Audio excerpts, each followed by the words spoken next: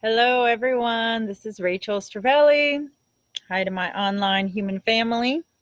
And today I'm doing a Facebook Live, but later this will be on YouTube. So if you're watching on YouTube, please give me a thumbs up and click the subscribe button below, and you will be able to find out and stay up to date when all my YouTubes come out, all my videos.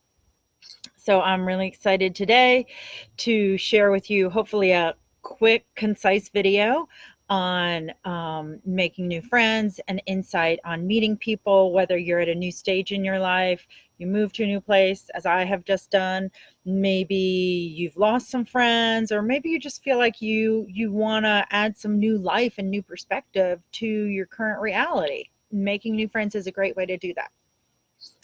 Um, and one of the things to hopefully help motivate you is we need friendship. There's a loneliness epidemic going on right now, and studies show that actually, if you don't have a good friend circle, as in you don't have people that you feel close to that you can confide in, it's actually, and I don't know how they figured this out, but they found that it's the equivalent of smoking 15 cigarettes a day if you're feeling like persistent loneliness and the lack of a supportive circle. So that's pretty profound.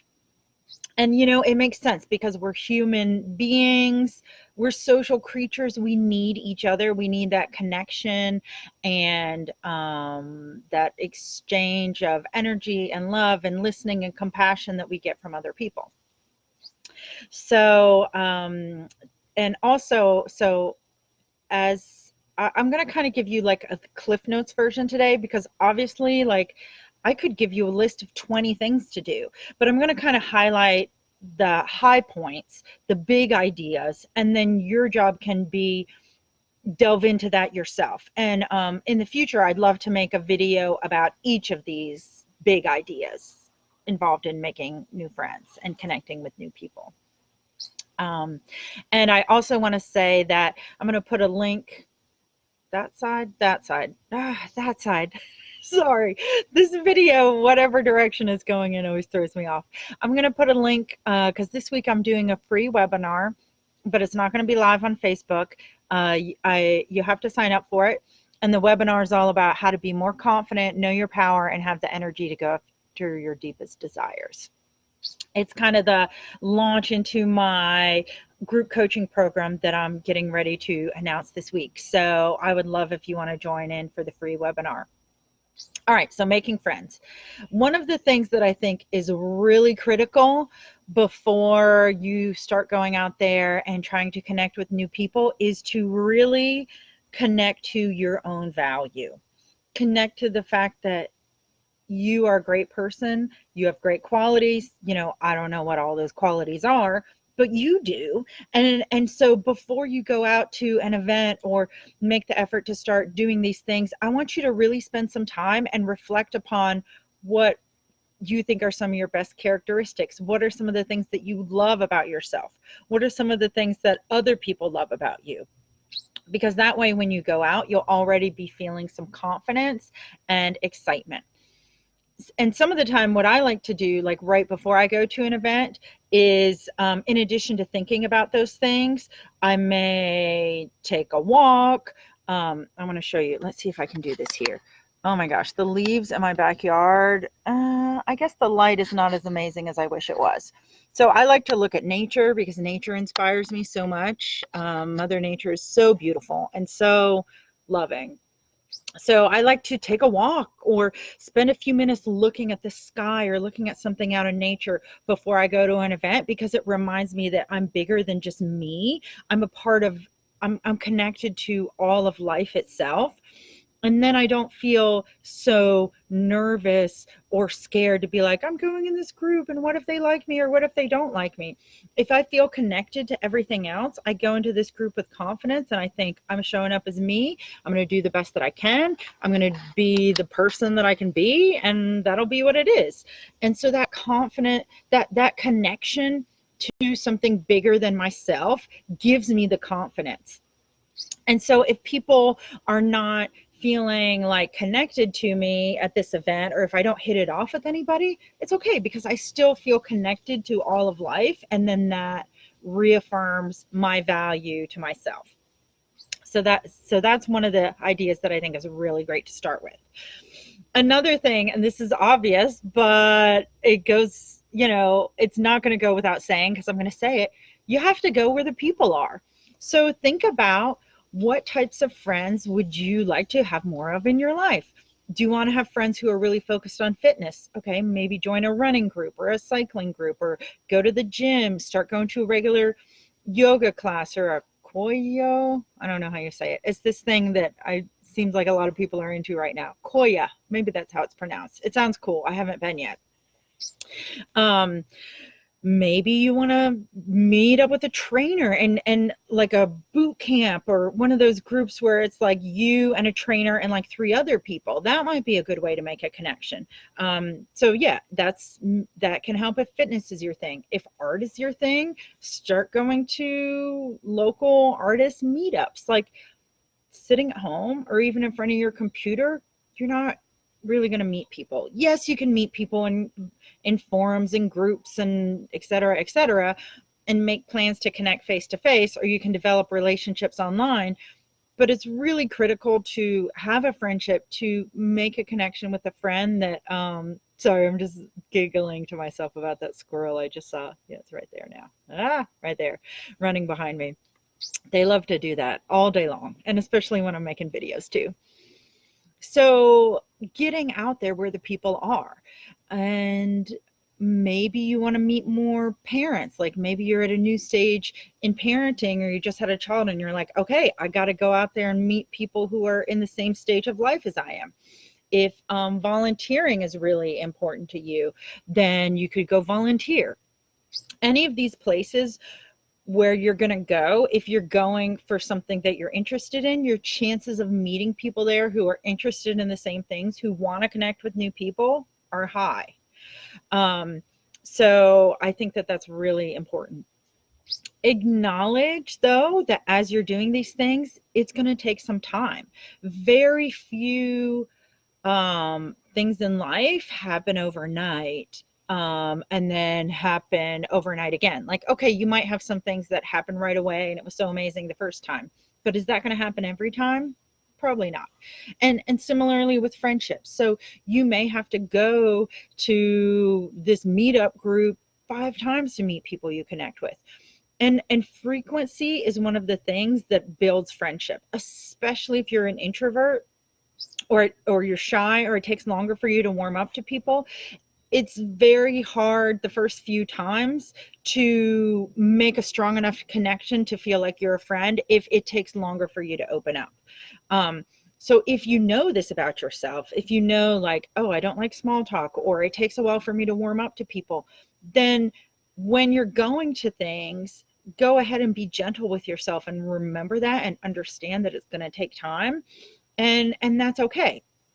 In contrast, you might be somebody who, you meet people and you're like instant friends, and then you text them the next week to hang out, and that's just how you want to do it, and it flows really easy for you.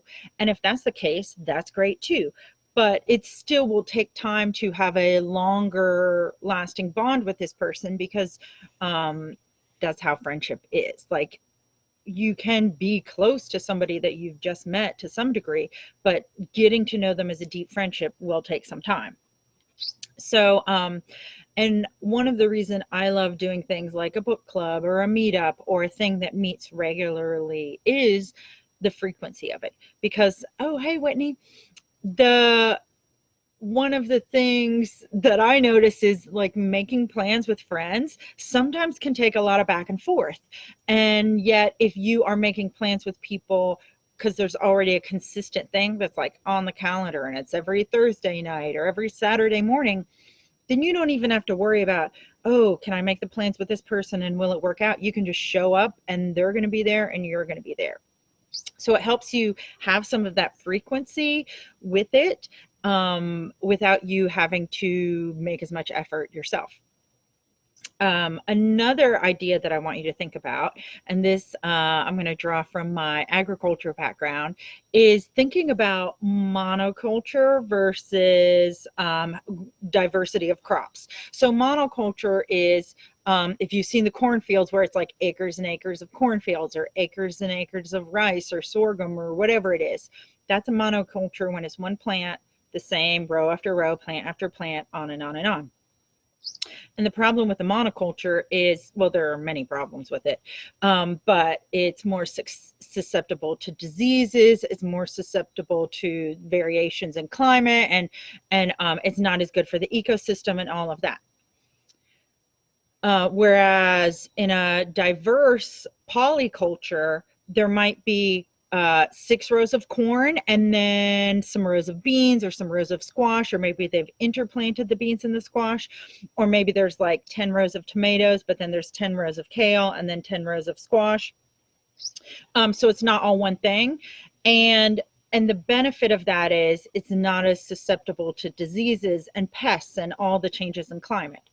So how that relates to friendship is, when you look at your friend circle, if you have a monoculture of friends and that everyone is the same race, the same income level, the same belief systems, the same gender, you know, there probably is a mix of men and women, but maybe there isn't.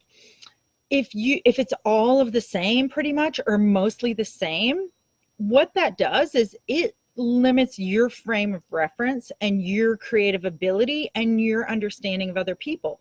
Over time, you start to feel like everybody thinks the same way because you're in a monoculture of people. Whereas what I really like to be aware of is, am I hanging out with people who are all the same kinds of whatever, race, sex, gender, economic level, belief system, etc.? Because if I am, then that means I'm not connecting with people who may see the world in a different way than I do. And I think that that's good, to see other ways of being in the world and see what other people's experiences are. So if, when you look at your friend circle, you think, oh, okay, it's really mostly all like we're one type of, you know, one demographic, then maybe that can also inspire you as you're going out to meet new people and meet new friends. Okay, let me be more intentional and more thoughtful about connecting with people who are in a different stage of life than I am, in a different belief system than I am, go to a different church than I do, you know, I'm a different race than I am. And here's the thing though, that becomes kind of like a hang up for people sometimes, is sometimes what people then say is, well, I don't know where to meet these people. Like, where are these people? And and then it's almost like you're like spinning in a circle and you don't know how to get out, but you just keep on like going in this little loop. So at that point, what I think is good to do is just, okay, acknowledge that you have a desire to connect with other people who are slightly different than you, and start opening your eyes to see where they might be in your community. And what you can also do, and whether or not you want to diversify the group that you're in and make your social circle more inclusive or not, I think it's always a great idea to ask friends or acquaintances, hey, do you have a friend that you think that I would like to meet that I haven't met yet? Or let's say, you know, you want to pick up a new hobby. You're really getting into felt artwork. So you could ask all around your friends, is anybody else into felt artwork? Or maybe you have a new goal that you want to have in the new year, and your goal is to journal every day, or to meditate every day, or to read a devotional text every day. Well, you could ask in your group of friends or coworkers, or, you know, more extended group, does anybody know somebody who does this thing? Because I want to connect with more people who do this thing. And in times in my life when I haven't found a group who did what I wanted to do, then I just formed a group, because typically I'm not the only one who wants something. Like I may have mentioned in another video, I'm looking for a writers group here in Greenville and I haven't found one yet. I know they're probably there, but I mean, I'm just, so far coming up empty. But two people who I've connected with so far who are also interested, I said, well, look, if I can't find a group, I'm just going to start one with us. And over time, more people are going to say, oh yeah, I want to be a part of that, or I want to come to a regular writers group. And so even if you don't consider yourself the type of person to start a group, that might be something to consider if you really have a strong desire to meet new people and make some new friendships. And when you go out and about, you're not finding the people who you feel like are the kind of people that you want to connect with, or they're not having the same interests that you do. So I think considering starting something is a really great way to connect with people. And if you think, okay, I like that idea, but I'm never going to start a group because that's just not at all who I am, and I don't want to grow in that way, and that's just the way it is. Well, maybe you could ask around if people if someone else wants to start a group. And then you could say, hey, I'll help support it. I'll help with some kind of organizing, but you start it and I'll come along. All right, now let me see. Here's my list because I said this would be the Cliff Notes thing. I think that's it for now. As I said, I could really go into depth about all of these. I could give you a whole list of do meetups and post on Nextdoor and look on Facebook groups and, go to your local churches and go to, there's all of these different ways and places that you can meet people. But what I think is really important is instead of me making a list for you, is for you to make a list for yourself of what kind of people do I want to connect with. If you want to connect with hikers, then see if there's a hiking group or start one. And if you live in the flatlands, well, then maybe it's a walking group. And make a list of the things that you would like to be doing with these people, and then make a list of where you can go look for them. And that's more powerful, I believe, than me being like, let me give you 20 places where you can find people. And just having an openness about you, an openness about your attitude, and not coming at it from I don't have enough friends and I feel so sad kind of way. I mean, it's fine to be sad, and it's fine to acknowledge I want more of this other thing. But when I teach manifesting, one of the things that I talk about is when you're focusing on the lack, the way that our brains work in terms of how our attention is, if you're focusing on the lack, you're not really helping to address that lack. You end up seeing more lack everywhere you go. So it's okay to acknowledge that you want more friends, but then I would say have the attitude that I'm receptive to meeting new people. I love meeting new people. I'm really open to, opening my life to having new people coming in. And that will really help you as you go about these different activities to be connecting with people who you really feel drawn to. And yes, so as I said before, I'm just going to review, acknowledge that it might take some time. And I know when I move to a new place, I like to tell myself I need to have at least 6 months before then I start assessing, are my methods working or not?